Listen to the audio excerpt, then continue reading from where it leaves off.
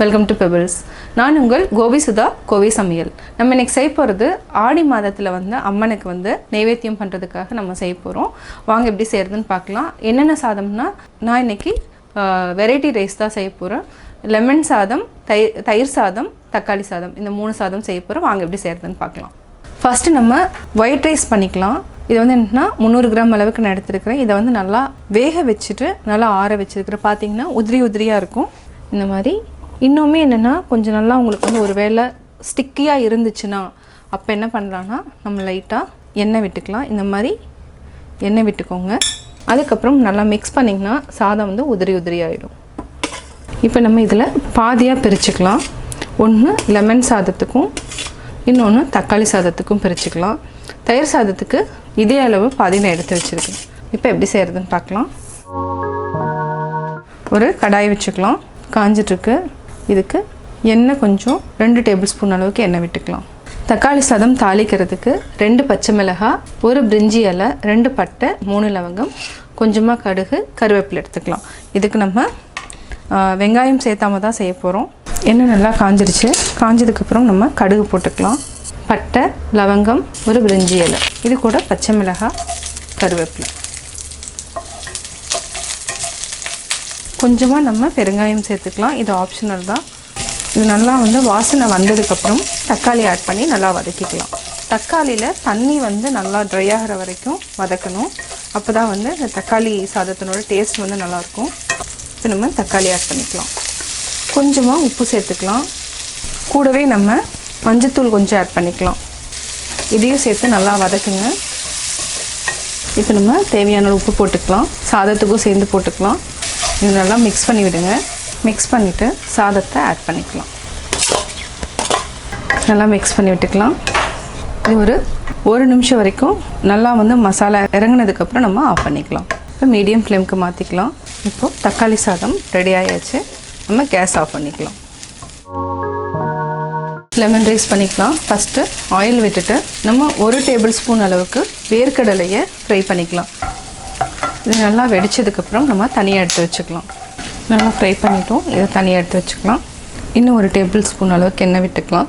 எண்ணெய் நல்லா காயிட்டோம். கடுகு, கடலைப்பருப்பு ரெண்டுமே நம்ம ஆட் பண்ணிட்டோம். நல்லா பொரியிட்டோம். இது கூட கருவேப்பிலை, 2 வரமிளகாய், இது நல்லா பொன்னிறம் ஆகட்டும். இப்போ நம்ம மஞ்சத்தூள் சேர்த்துக்கலாம். தேவையான அளவு உப்பு சேர்த்துக்கலாம். சாதத்துக்கு அளவாக நம்ம சேர்த்துக்கலாம்.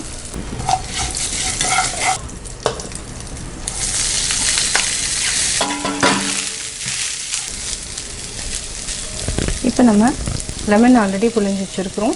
1 லெமன் ஆட் பண்ணிக்கலாம். நல்லா மிக்ஸ் பண்ணி விடுங்க. கட்டி இருந்துச்சுன்னா ஜஸ்ட் அப்படியே உடைச்சி விடுங்க. அவ்வளோதான்.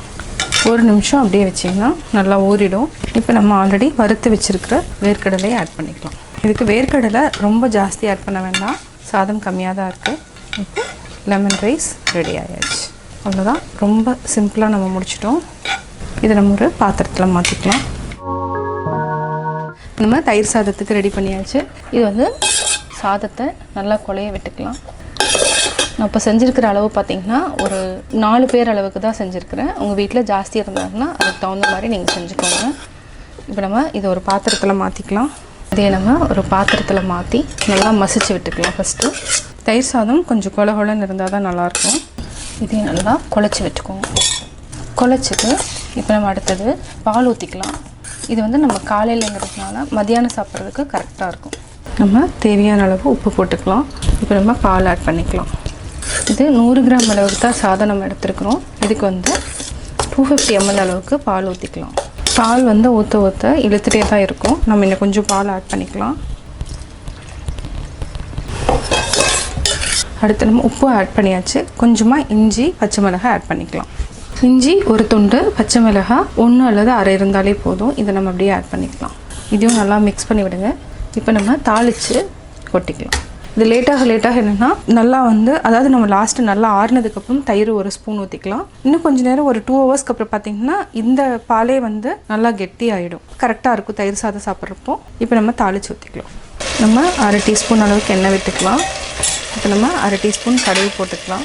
கடலைப்பருப்பு, உளுத்தம்பருப்பு, கருவேப்பிலை, ஒரே ஒரு வரமிளகாய், இது நல்லா பொரியிட்டு கொஞ்சமாக நம்ம பெருங்காயம் ஆட் பண்ணிக்கலாம். ஆல்ரெடி நம்ம பால் ஊற்றி வச்சுருக்கிறோம், மிக்ஸ் பண்ணிக்கலாம். அடுத்தது நம்ம தயிர் வந்து இது ஆறுனதுக்கப்புறம், இன்னும் கொஞ்சம் சூடு இருக்குது, ஆறுனதுக்கப்புறம் தயிர் ஊற்றிக்கலாம். Few moments later. நல்லா ஆறிடுச்சு. இப்போ பார்த்தீங்கன்னா வெது வெதுன்னு இருக்குது. இந்த ஸ்டேஜில் நம்ம தயிர் ஆட் பண்ணிக்கலாம். நல்லா மிக்ஸ் பண்ணி விடுங்க. தயிர் சாதம் ரெடி ஆயாச்சு. அவ்வளோதான். உருளைக்கிழங்கு தாளிச்சுக்கலாம். இதுக்கு எண்ணெய் விட்டுக்கலாம். இதுக்கு நம்ம வெங்காயம் எதுவுமே போடாமல் தான் நம்ம செய்கிறோம். ஃபஸ்ட்டு நம்ம மஞ்சத்தூள் போட்டுக்கலாம். 1/2 டீஸ்பூன் தனியாத்தூள், 1/2 டீஸ்பூன் மிளகாத்தூள், 1/4 டீஸ்பூன் கரம் மசாலா. இது வந்து நல்லா பச்சை வாசம் போகிற வரைக்கும் வதக்கிக்கலாம். நம்ம கட் பண்ணி வச்சுருக்கிற உருளைக்கிழங்கு ஆட் பண்ணிக்கலாம். இது நல்லா பரட்டி விடுங்க. உப்பு வந்து ஒரு 2 நிமிஷம் கழித்து நம்ம ஆட் பண்ணிக்கலாம். இப்போ நம்ம ஃப்ளேம் மாற்றிக்கலாம், ஹை ஃப்ளேமில் வச்சுக்கலாம். இது வந்து ஒரு 5 நிமிஷம் ஆகட்டும். 5 minutes later. இப்போ நம்ம அரைவாசி உருளைக்கிழங்கு வந்துருச்சு. இப்போ லைட்டாக நம்ம உப்பு போட்டுக்கலாம். இதை நல்லா பரட்டி விடுங்க.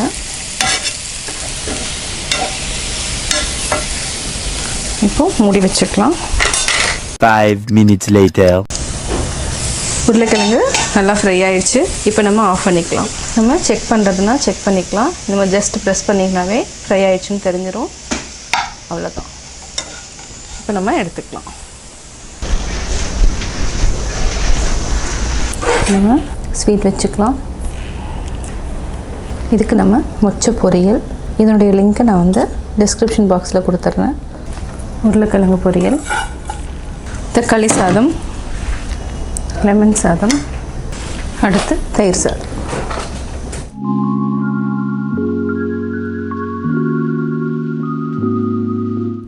ஆடி மாதத்தில் நம்ம அம்மனுக்கு வந்து நெய்வேத்தியமாக செய்கிறதுக்கு என்னென்ன சாதம் செஞ்சேங்கிறத பார்த்தீங்க. நீங்களும் வீட்டில் ட்ரை பண்ணுங்கள். ட்ரை பண்ணி பார்த்துட்டு உங்களுடைய கமெண்ட்ஸ் எனக்கு சொல்லுங்கள். லைக் பண்ணுங்கள், ஷேர் பண்ணுங்கள், மறக்காமல் சப்ஸ்கிரைப் பண்ணுங்கள். அது மட்டும் இல்லாமல் பக்கத்தில் இருக்கிற பெல் ஐக்கானை கிளிக் பண்ணிங்கன்னா நாங்கள் அப்லோட் பண்ணுற வீடியோவை நீங்கள் உடனுக்குடன் பார்த்துக்கலாம். என்னோடய குக்கிங் வீடியோ முடிஞ்சதுக்கப்புறம் பார்த்தீங்கன்னா ஒரு திருக்குறள் வந்து நீங்கள் பார்க்கலாம். உங்கள் குழந்தைகளுக்கு நீங்கள் சொல்லித்தரலாம். அஞ்சுவதோறும் அரணே ஒருவனை வஞ்சிப்பதோறும் அவா. ஒருவனை அவன் தளர்ச்சி கண்டு வஞ்சிப்பது அவா ஆகும். அதனால் அவாவிற்கு பயந்து ஒதுங்கி வாழ்வதே மேன்மையான அறநெறியாகும்.